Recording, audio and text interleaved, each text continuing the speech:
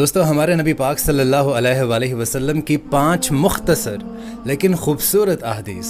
ہمارے نبی پاک کا ارشاد ہے کہ فرض نماز کے سوا آدمی کی بہترین نفل نماز وہ ہے جو گھر میں بیٹھ کر پڑھی جائے۔ آپ نے ارشاد فرمایا کہ بیٹیوں کو ناپسند نہ کیا کرو، یہ تو بڑی محبت کرنے والی اور بہت ہی قدر کے لائق ہیں۔ آپ نے ارشاد فرمایا کہ قیامت اس حال میں قائم ہو جائے گی کہ ایک شخص لقمہ کھانے کے لیے اٹھائے گا اور وہ شخص کھا نہیں پائے گا۔ آپ نے ارشاد فرمایا کہ فجر کے وقت اندھیرے میں چل کر مسجد آنے والوں کو قیامت کے روز مکمل نور کی خوشخبری سنا دو۔ اور ہمارے نبی پاک صلی اللہ علیہ وآلہ وسلم نے ارشاد فرمایا کہ جب میرے دل پر غبار سا چھا جاتا تو اس کیفیت کے ازالے کے لیے میں ایک دن میں 100 مرتبہ استغفار کرتا ہوں۔ سبحان اللہ۔